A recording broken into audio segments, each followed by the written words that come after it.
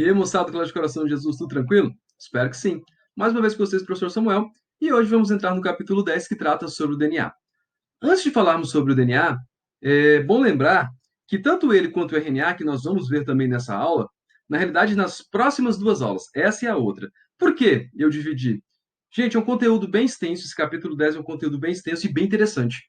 Tem muita gente aí que gosta dessa parte de engenharia genética, tem muito interesse, tem curiosidade para saber como é que funciona essa parte de engenharia genética. É o que nós vamos ver a partir de agora.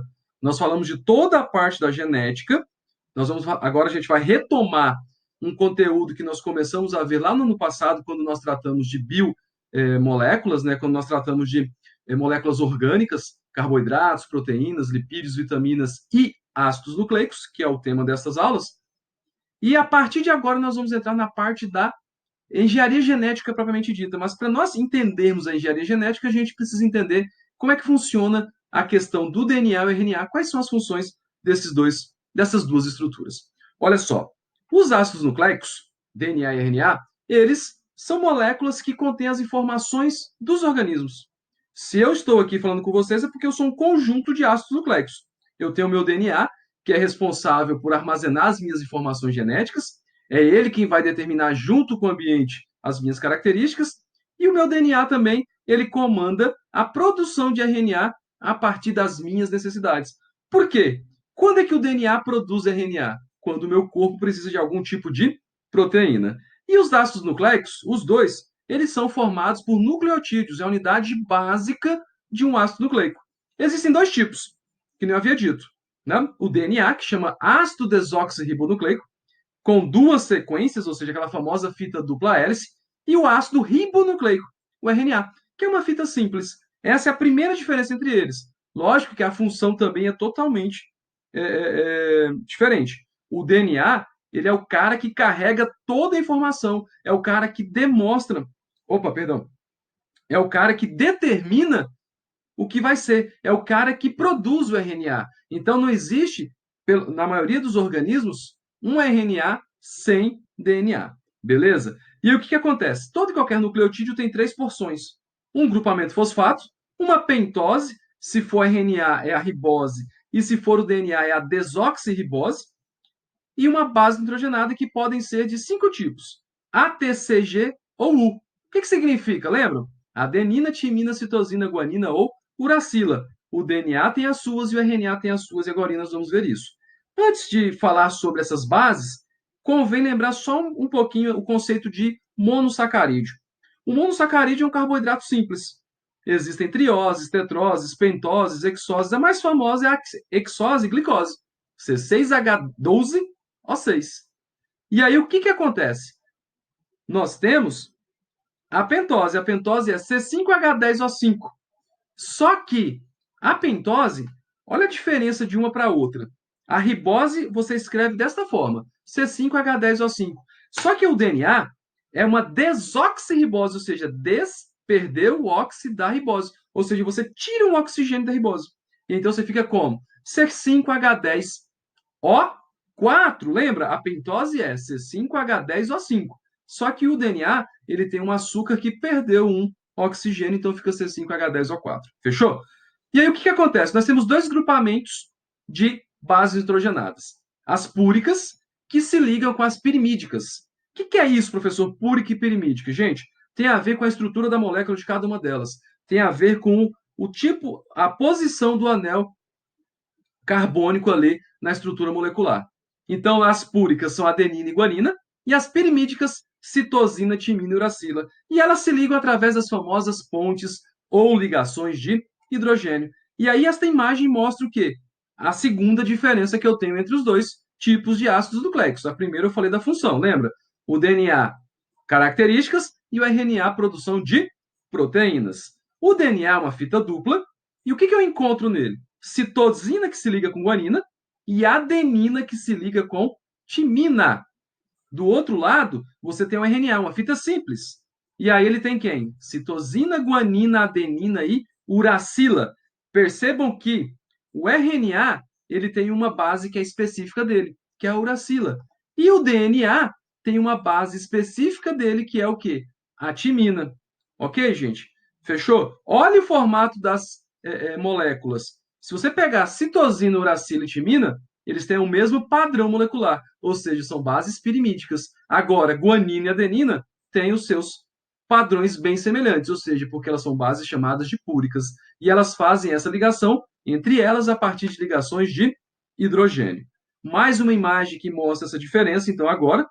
Lembrando que DNA e RNA, os dois têm adenina, guanina e citosina. A diferença é justamente na timina que o DNA tem e na uracila que só o RNA tem. E aí, em 1953, dois camaradas chamados Watson e Crick, eles acabaram, depois de vários anos estudando, pesquisando, entendendo, eles acabaram concluindo que o DNA tinha uma estrutura de uma escada de corda. Ou seja, era tipo uma hélice mesmo. Pega uma escada de corda e você vai enrolando, você acaba criando uma fita dupla hélice. E aí os degraus dessa escada acabavam representando essas bases ligadas através das pontes de hidrogênio. Só que o trabalho dele só foi adiante por causa dessa pessoa aí, a Rosalind Franklin. Era uma cientista brilhante. Infelizmente, ela morreu de câncer antes de ganhar o Nobel, porque a descoberta do ácido do DNA, o Watson e o Crick ganharam o prêmio Nobel. Ela só não ganhou porque ela já havia morrido e o prêmio Nobel não é dedicado a quem já está morto. A Rosalind Franklin, ela trabalhava com microfotografias, ela utilizava microscópio para fazer fotografia de estruturas celulares, enfim, tudo que ela achava interessante naquela época. Ela usava uma técnica especial que era a difração de raio-x. E em determinado momento ela fotografou o interior da célula e conseguiu perceber vários aglomerados de moléculas que lembravam vagamente essa escada dupla, né? E aí, a partir do trabalho dela, que o Watson e o Crick conseguiram descrever, então, a molécula de DNA. O DNA, então, que é o primeiro ácido nucleico que nós vamos ver nessa aula, na segunda aula a gente vai ver RNA e a produção de proteínas propriamente dito. O DNA, então, é o cara que comanda tudo. Todo e qualquer ser vivo tem DNA. Ou seja, ele é universal. Ou seja, todo e qualquer ser vivo possui DNA na sua constituição. Pode ser simples, pode ser complexo, enfim. Não há uma obrigatoriedade de igualdade. O que você tem de igual é bases nitrogenadas, adenina, timina, citosina e guanina. E aí toda e qualquer informação genética está armazenada nesta molécula de DNA. E o que acontece? Os pesquisadores acabaram verificando que nessa molécula, nessa estrutura, eram encontrados os genes. Até o momento, a gente tem falado muito de genes por causa dos pares de alelos, pares de fatores. São os pares de genes. E os genes são encontrados onde? Nos cromossomos. Ou seja, é o DNA, então, que a partir desses genes, ele vai conseguir controlar todas as características hereditárias e, além do que, ele vai induzir o quê? A produção do RNA e, a partir disso, a produção das proteínas que nós precisamos. Por exemplo, melanina. Melanina é o tipo de proteína que meu corpo produz constantemente. Quem que dá essa ordem para o meu corpo produzir melanina? O DNA. E aí o que acontece? Teve um cara chamado Chargaff, outro pesquisador, que estudando os trabalhos do Watson, do Crick e de outros pesquisadores da época, ele acabou percebendo que tinha uma complementaridade entre essas bases. Não era uma coisa assim aleatória ao acaso. Não. Adenina liga com timina e guanina liga com citosina. E aí o que acontece? Ele percebeu que o total de purinas é igual de pirimidinas. A mais G é igual T mais C. Se você conhece, por exemplo, a porcentagem de uma, você acaba conhecendo a porcentagem das demais. Quer ver um exemplo? Vamos imaginar que numa fita de DNA eu tenho 30% de adenina. Quanto que eu vou ter de timina do outro lado? Gente, eu tenho uma complementaridade. A adenina liga com timina. Então, se eu tenho 30 adenina, eu vou ter 30 timinas. 30 mais 30, 60. Vamos pensar no número máximo 100. 100 menos 60 sobra 40. Eu divido esse 40 para as outras duas. Guanina e citosina. 30 mais 20, 50. Igual a 30 mais 20, 50. Então, existe essa complementaridade.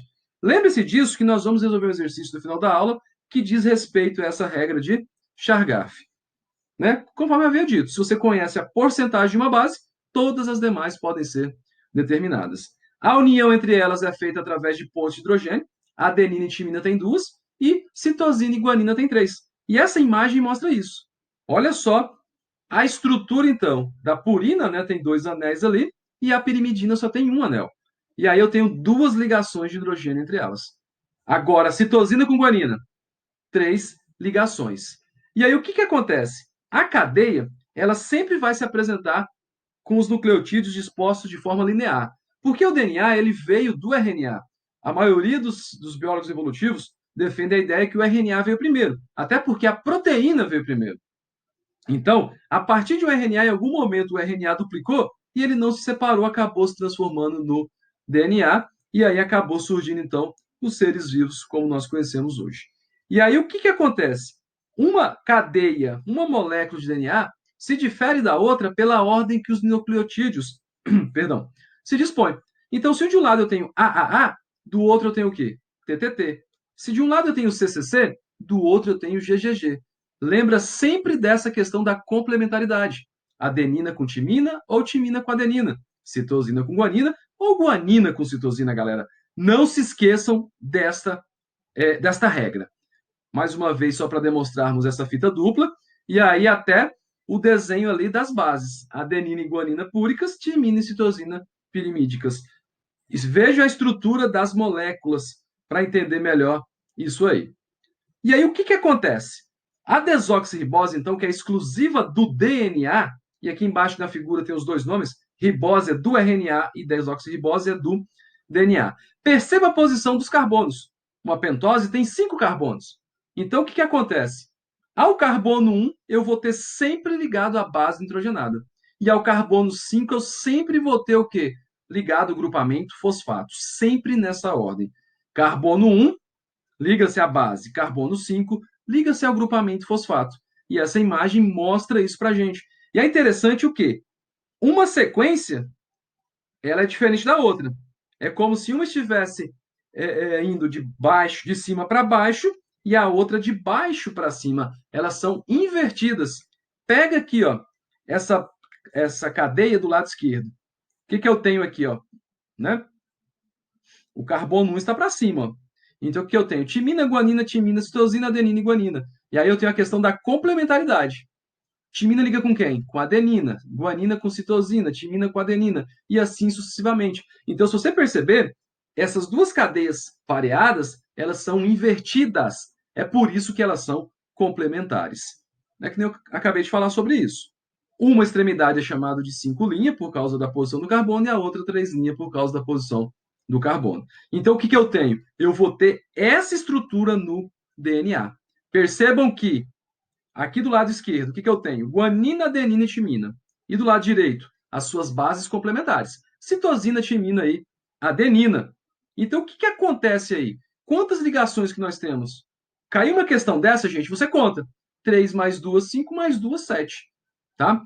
Se eu tivesse aqui, ó, guanina, citosina, citosina, guanina, guanina, citosina, eu teria 3, 3, 3, eu teria 9. E agora, olha a posição dos carbonos. Por isso que eu falei que ela é invertida. A complementaridade, se as duas fossem na mesma posição, não teria essa complementaridade. Beleza, galera? Olha só. E aí, na estrutura secundária, sempre vai ser aquela que complementa. Eu vou voltar aqui. É como se essa aqui, ó, só um pouquinho. Essa aqui da esquerda, ela fosse a primária, e a outra que é invertida, ela é a complementar, ela é a secundária. Então, o DNA é formado por duas cadeias de nucleotídeos. E aí, o que que acontece? O DNA ele tem uma característica que ele consegue se autoduplicar, isso é chamado de replicação. E aí nós vimos isso lá na aula de mitose e meiose, lembra? Antes da célula dividir, ela divide, ela duplica o código genético. Ela vai originar duas moléculas idênticas antes da célula se dividir. Lembra disso? Se eu, por exemplo, nós temos 46, uma célula minha da pele que vai entrar em mitose, ela duplica. Então ela vai para 92 cromossomos, para depois separar em duas de 46 mais uma vez. Lembra disso? Beleza. Uma outra característica é ela é semiconservativa. O que significa isso? Cada DNA recém-formado vai ter uma fita anterior, vai ter uma fita oriunda da molécula mãe. Como assim? Preste atenção aqui nesta imagem. Então aqui, ó, primeiro eu tenho o DNA todo em azul. O que acontece? Como é que funciona a duplicação? Vai ter várias enzimas envolvidas nessa ideia.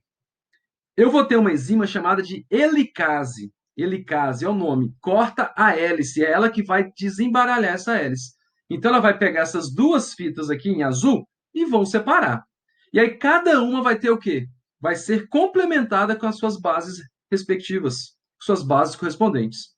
Então, percebo que lá no final, quando ele duplicou, cada uma delas tem metade daquela fita original em azul. Por isso que é semi-conservativo. E aí o que acontece?